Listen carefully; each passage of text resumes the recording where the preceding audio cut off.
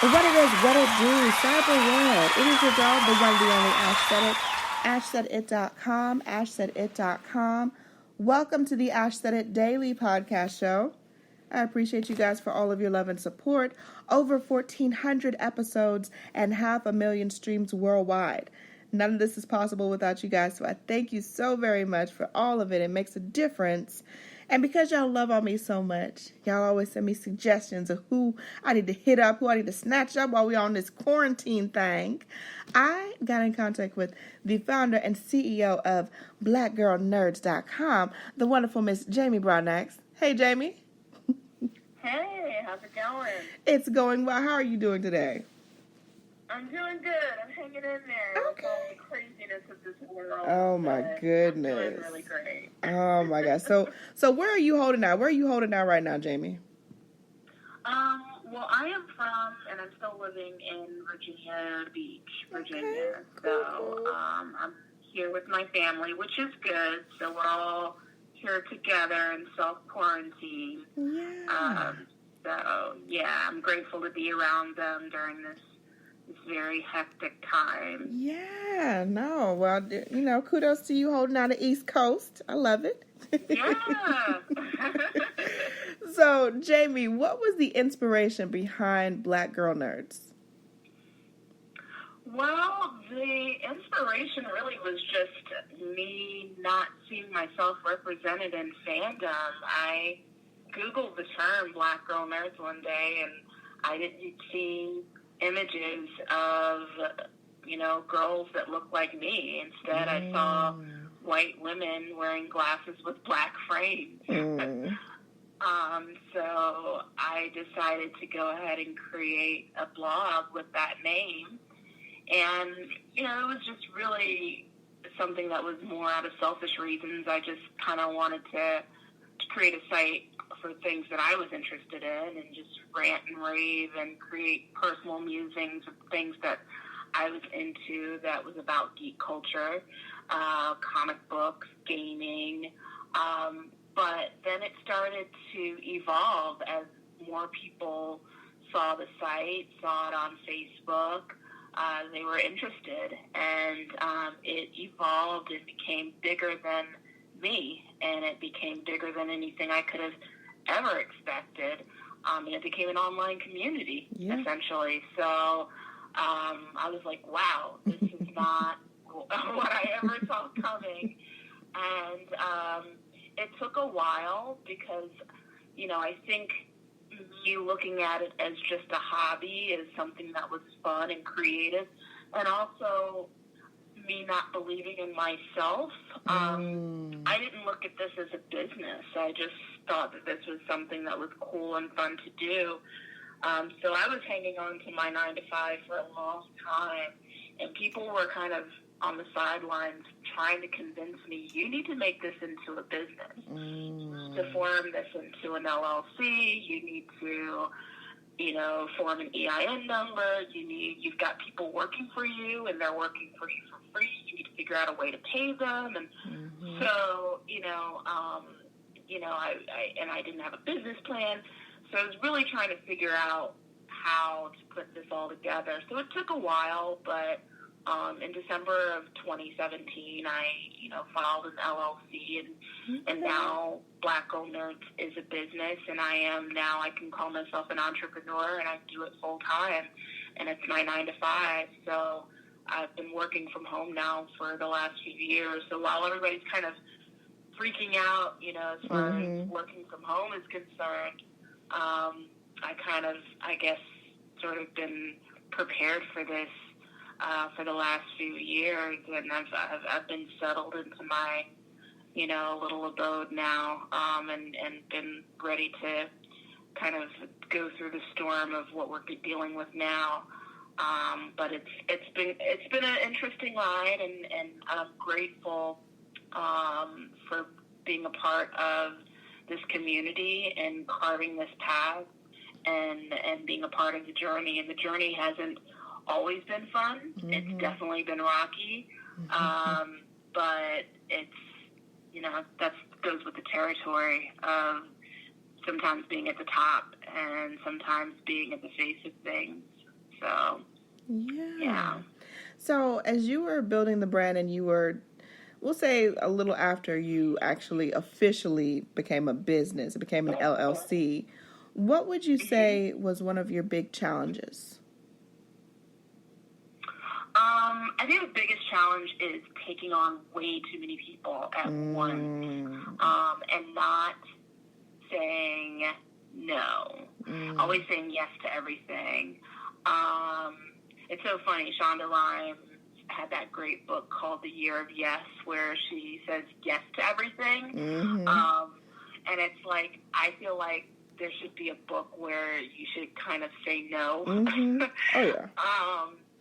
Because saying, and that was a very empowering book, by the way, and Shonda Rhimes, love her to death, because I will always forever be grateful to Shonda Rhimes, because she really put Black Girl Nerds on the map. She did. By giving me a shout out in Marie Claire magazine, saying that I was one of her favorite people to follow on Twitter. So I will always forever be grateful to Shonda Rhimes.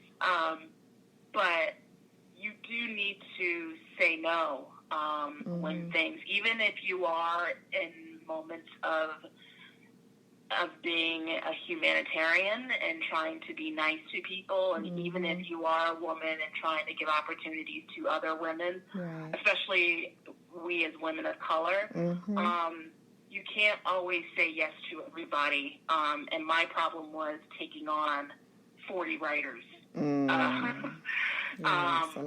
a startup with like no funding. You know, it wasn't like I was a small startup that had seed funding from, you know, an investor that gave me, you know, hundreds of thousands of dollars in seed money, where I could afford 40 writers to earn, you know, at least market rates as a freelancer.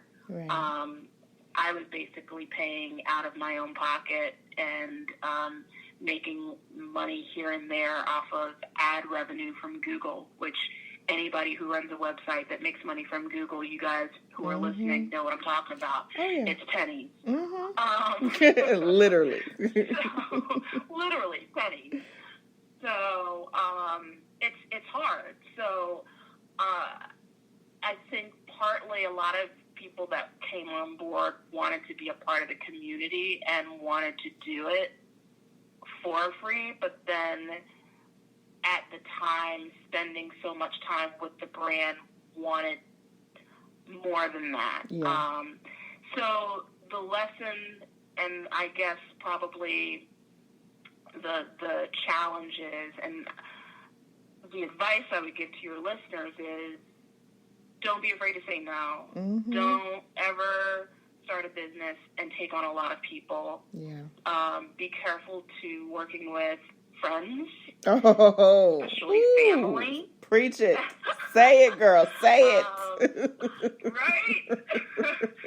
Because those are the very people that will take advantage because they feel like, well, we know each other. We're good. You know, I don't need to meet these deadlines. I don't need to put in this hard work. And their passion may not align with your passion. Their goals may not align with your goals. And it may not be anything malicious behind that. It's just that it's, you know, they just may not have the same vision as you. And that's okay, but you just don't want that person to be the one that's working for you or with you. So hire people that actually share your vision, that are passionate, that are like, I want to work for Black Girl Nerds because I love this kind of work that you're doing, or, you know, I want to become a writer because this is something that I've dreamed about my whole life, and I really want to share my voice to the world, you know, or whatever it is, you know, for those of you listening, whatever kind of business or, you know, kind of work that you're involved in, just make sure that whoever it is, that they are just as passionate as you are, because if that doesn't align, you're going to set yourself up for failure. Yeah, absolutely. Wow. Powerful, powerful. No, you are absolutely right. There is power in no. And I think a lot of first-year entrepreneurs or new to the business or new to actually defining their own craft, A lot of times we'll find issues with saying no. And I find myself at that one point as well, where, you're just saying yes to everything, every opportunity someone brings you, everything that someone suggests, or yes, of course, I can do it all. And then there comes a breaking point where literally you're like, oh my gosh, I literally have the weight of the world on my back. It is on my shoulders and I'm about to break. So there's a lot of power in saying, no, not going to do it. No. Not going to do it. Not going to do it. and don't be, and I think one of my biggest problems, and I'm still fighting with it even today, like, my birthday is this month and I'll be turning the big 40. Woo-hoo. But I know, right? Woo-hoo. But even my 40-year-old self, I'm still fighting with being so concerned about what other people think of me. And if I say no, is this person going to reject me? Is this person going to think ill of me? Are they going to think that I'm not good enough? Or are they going to think less of me as a boss, as as a leader, because I said no to this thing? And then I'll say yes because of that. So don't be afraid to be a boss. Don't be afraid to be mean. And by me saying mean, not in a malicious way, but in an authoritative way, where you command respect to the people that are working for you, because they'll actually respect you more if you set those boundaries. But if you, are a welcome mat, then, obviously they're going to treat you like a welcome mat and step all over you. Yeah, girl, we need to write a book on the no. The power of the no. But that's another story. That's another chapter. Exactly. Jamie, one of your biggest supporters is my baby sister, Rochelle. So shout out to Ro, holding down the A-Town. She sent me a couple of questions that she wanted me to ask you. She wanted to know your favorite dub actor, your favorite sub actor, and how many times have you been to Japan? Wow, okay, so she assumes that I'm like a foreign film nerd, and I'm not, but I appreciate that she feels that way about me. Yeah. Okay, so I will do this. I mean, as far as foreign films go, I recently did see the last foreign film that I saw that I really loved was Parasite. Yes. I'm probably certain she saw. Oh, absolutely. Since it won Best Picture. So I will just mention what my favorite foreign film was this past year. As far as actors go, I'm trying to think. I love Chow Yun-fat. Mm-hmm. He's really great. And I love Jet Li. He's awesome as well. Yes. So I love those actors. And I really love Joan Chen. I mean, I don't even know if she's considered a foreign actor, though. Yeah. Because she just does a lot of American films. She's of Asian descent. But, yeah, those are some great ones. But I was watching a lot of K-dramas back, like, a few years ago. Right. But now I've forgotten all of them. So my mind is just, in so many spaces these days. But I appreciate that question. Yeah. I really wish I could answer that. No, you're good. Last but certainly not least, what advice would you give to your younger self? Stop caring about what other people say about you and what other people think. Stop sabotaging yourself to the point where you're blocking your opportunities based off of what people say. And that thoughts are just thoughts. Whatever you think of yourself in a negative space, it's just a thought. Right. It's not real. There's reality, and that's, and there's what you think of yourself. And there's power in your thoughts. So you have to take ownership over how you feel about who you are and make sure that,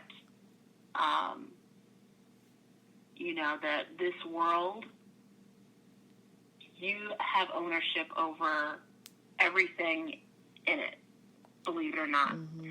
Don't let what you see on TV, don't let what you see on social media, don't let what your friends or your family members say, what the stock markets say about how things are.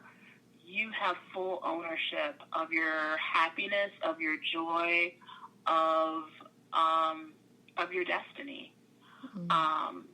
And that is the most important thing. But if you allow negative thinking, if you allow negativity to sabotage you, it's not, it's going to stop you from your success. So if you go in the opposite direction, right, then you could change the world. So that is something that I wish I could have told my younger self, because I think that I'd probably be a lot further along today than I am now. Girl, you doing pretty doggone good. So I'm doing good. Just like it took a little longer to get there, but yeah. No, well, you're definitely an inspiration to me and so many other girls all around the world. So I tip my hat to you, Miss Jamie. Much more success to you. 2020 and beyond, of course, staying safe in those streets. Well, not being safe in the house. We're going to stay safe in the house while we live in this quarantine life. Absolutely. But Jamie, let everyone know the best way to keep up with everything Black Girl Nerds. Yes, definitely check out our website. We update content daily on blackgirlnerds.com. If you are a big podcast fan, we have a weekly show. New episodes update or are available for streaming on Mondays.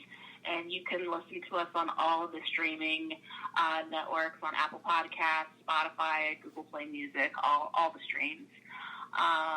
And follow us on social media. We're on Twitter, we're on Facebook, Instagram, all of the fun social medias. I was on TikTok for a while, but I'm still trying to figure out TikTok. You're not alone. Trust and believe. Yeah, I'm still trying to figure that out. And that's it for now. And hopefully once this whole crazy virus situation dies down, we'll go back to being outside and doing our events. We used to do meetups back in the day, and that had stopped for a while, but I definitely want to bring those back and do more community events. And then we go to like Comic-Con, and we also go to film festivals and cover Sundance and Toronto Film Festival, South by Southwest. So, you'll see us out there occasionally. But anyway, for now, check us out on the website, check us out on social media, and, subscribe to our newsletter, and we'll give you updates from there.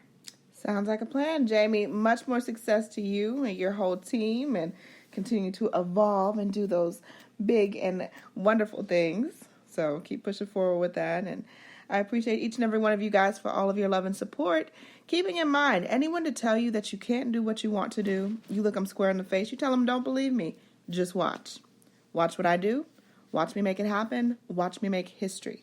That's what we're doing this for, the history books. Social media is nice, but real life, so much better. Till next time, you guys.